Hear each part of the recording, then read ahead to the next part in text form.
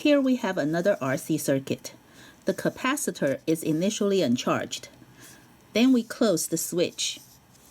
Find the current in each resistor and the charge on the capacitor immediately after the switch is closed and a long time later.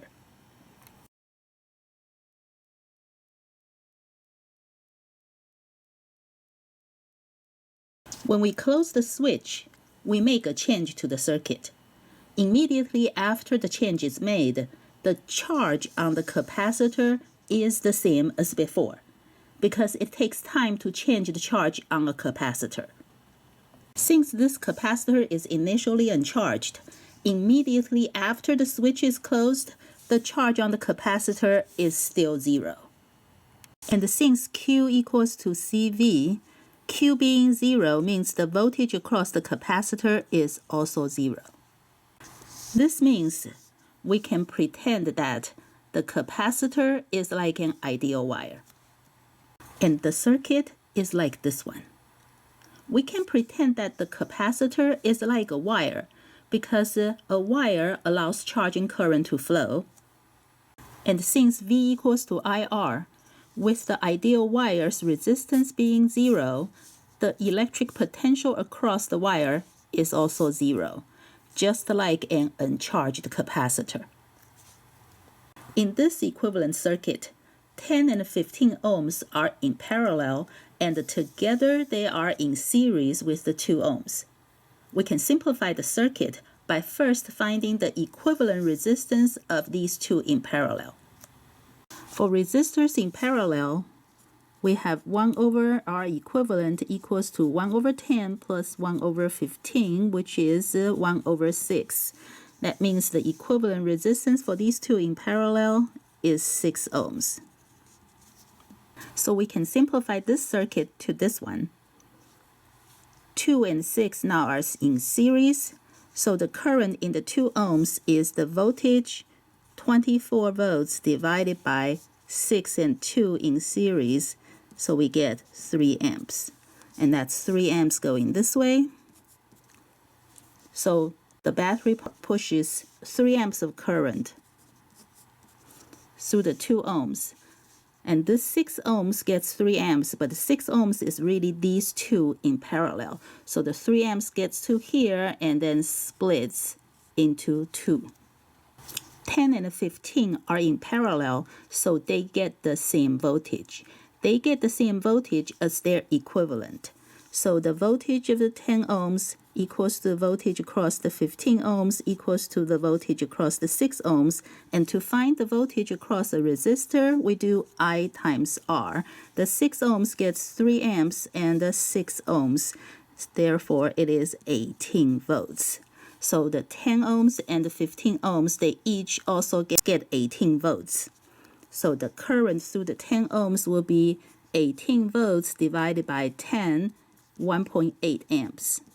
And the current through the 15 ohms is 18 volts divided by 15, which is 1.2 amps. And we can check our work by adding these two together because these two currents are split from 3 amps. So they add together should equal to 3 amps. How about a long time after the switch is closed? A long time after a change is made, the capacitor has either done charging or done discharging. So there is no more charging or discharging current. There is no more current in the capacitor segment. So the current in the 15 ohms is 0. This also means we can cut these wires and it won't make any difference because there is no current flowing through them anyway. With the wires cut, the circuit is like this one. So 10 and 2 ohms, they are in series, so they get the same amount of current. And that will be the voltage 24 divided by these two in series, 10 plus 2, so the current is 2 amps. So this is 2 amps, 2 amps. As for Q, it equals to CV. So we have to find the voltage across the capacitor. although cutting the wires won't make any difference. Of course, the capacitor segment is still connected here. Since the capacitor itself is not in parallel with anything, we should look at what the capacitor segment is in parallel with. This segment is in parallel with the 10 ohms, so they have the same voltage. Since these two are in series, they share the total voltage. So this is the voltage across the 15 ohms plus the voltage across the capacitor. The voltage across the resistor is I times R. The 10 ohms gets 2 amps, and the R is 10, so that's 20 volts. For the 15 ohms, because the 15 ohms gets 0 current, so I times R equals to 0. Therefore, the capacitor gets all the 20 volts. So the charge on the capacitor will be the capacitance 2 nanofarad times the 20 volts. So the charge on the capacitor would be 40 nanocoulombs. After the switch has been closed for a long time, the switch is now opened at t equals to 0. Write, but do not solve, a differential equation that can be used to solve for the charge on the capacitor as a function of time. Please also find the current in each resistor and the charge on the capacitor immediately after the switch is opened and a long time later.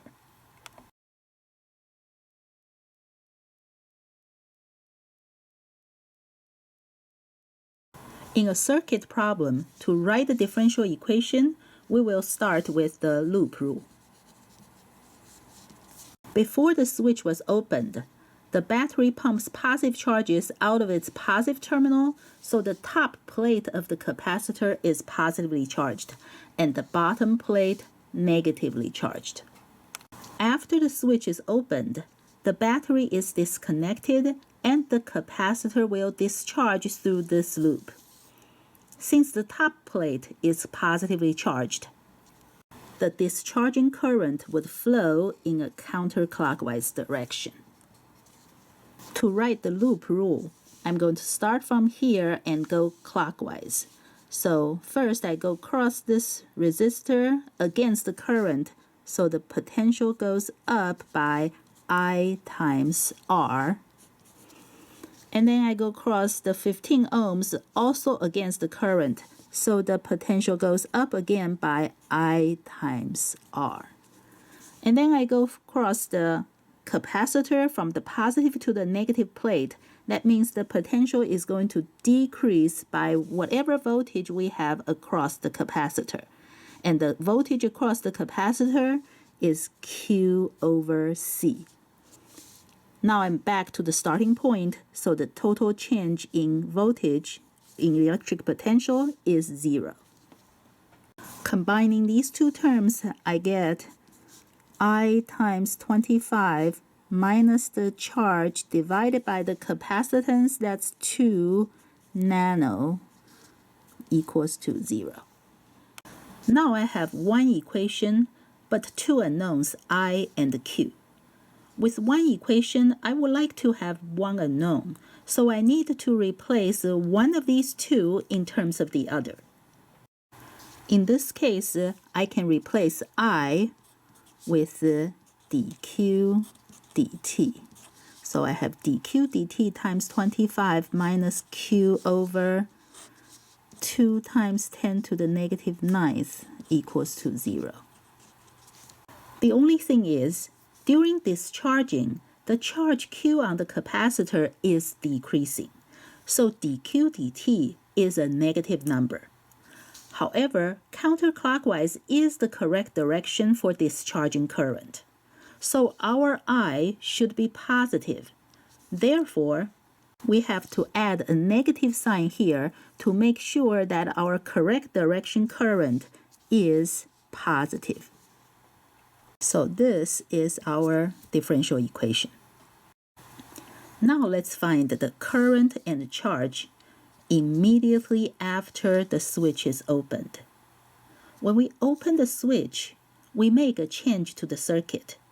And immediately after a change is made, the charge on the capacitor is the same as before, because it takes time to change the amount of charge on a capacitor. Before we opened the switch, the charge on the capacitor was 40 nanocoulombs. So the charge on the capacitor is still 40 nanocoulombs. And since Q equals to CV, and the C is 2 nano, that means the voltage across the capacitor must be 20 volts. In this discharging circuit, 10 and 15 are in series. So 10 ohms and 15 ohms, they get the same current. And the current is the voltage. The capacitor provides 20 volts. So 20 volts divided by the equivalent resistance, 10 plus 15, we get 0.8 amps. With the switch open, there is no loop for current to flow through the 2 ohms, so this one is 0. How about a long time after the switch is opened? The 2 ohm still has no current, and the capacitor will be completely discharged, so Q is 0, and there is no more discharging current. Without the battery supplying energy, the capacitor will run out of charge and energy, so there is no more electric activity.